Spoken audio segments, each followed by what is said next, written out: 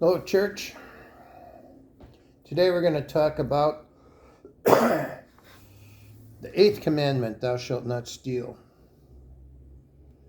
So before I get into any scripture, let's ask the obvious. Why is it wrong to steal? Is it wrong to steal?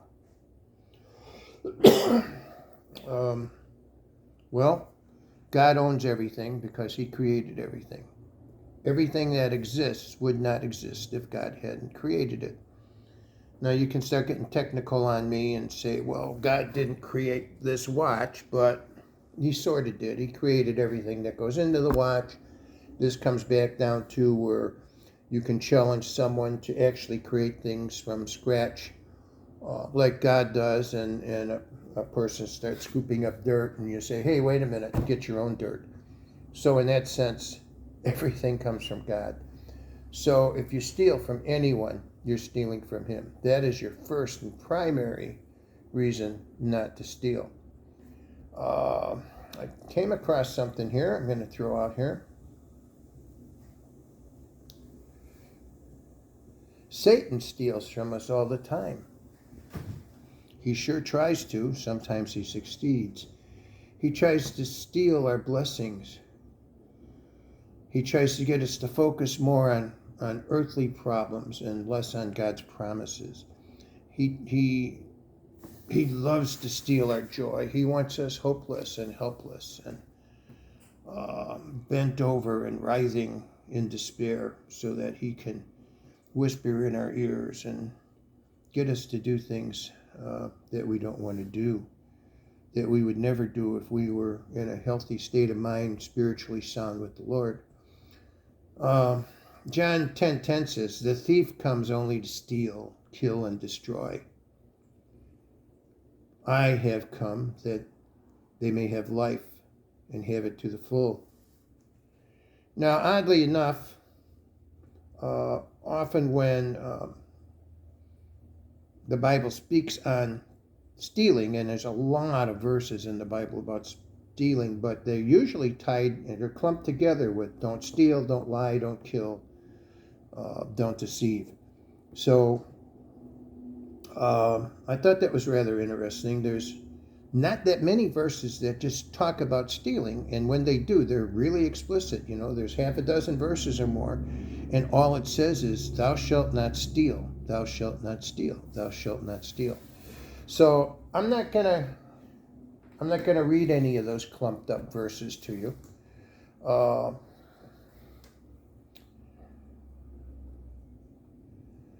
But here's a few more.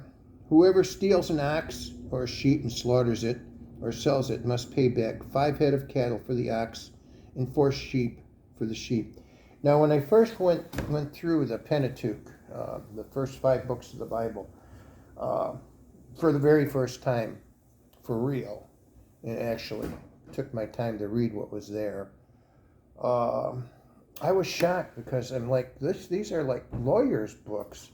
This is the kind of stuff a lawyer takes to class, or a prospective lawyer takes to class when they're trying to learn about the law. Well, that's exactly what God was doing. I mean, we didn't have law school back then, so in order to help us be civilized and stay just, he gave us laws, and sometimes he gave us specific instructions for those laws, so we understood that. His point was, as I mentioned in a previous devotional, is we're supposed to try and as hard as we can to make the punishment fit the crime, not more, not less. So here's an example. Exodus 20:15, you shall not steal. Leviticus 19:11, you shall not steal. Deuteronomy 5:19, you shall not steal. Ephesians 4:28, anyone who has been stealing must steal no longer, but must work, do something useful with their own hands, that they have something to share with those in need.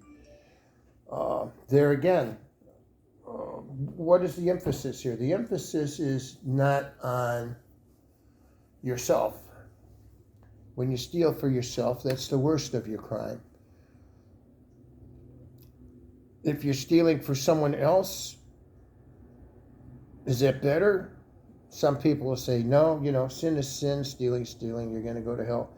I always believe that with everything, with Jesus, when he judges, it's about our heart. So if you're stealing to feed your family, there's a modicum of concern there, compassion, and yet stealing is still forbidden. So while I'm not saying God will excuse it, I'm saying that in his judgment, somehow, some way, in ways we cannot fathom, he would treat it differently than if you were just stealing piggishly just for yourself.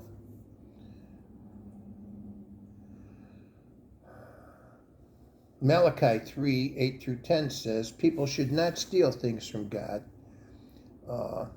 but you stole things from me.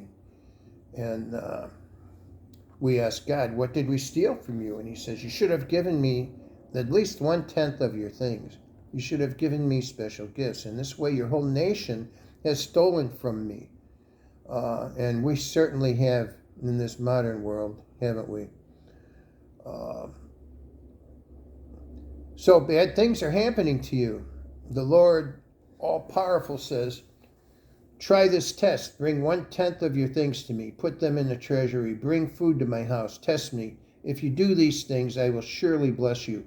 Good things will come to you like rain falling from the sky. You will have more than enough of everything. And God, I love that quote. So, as always, with all of these commandments, God made it clear in the New Testament. The covenant we have in the New Testament is, where is your heart? Don't follow a law just to follow the law. You're wasting your time. Follow the law because your heart tells you to follow the law, because God is so good and just and deserving of your obedience and your worship and your praise. Hope this helps. Talk to you later.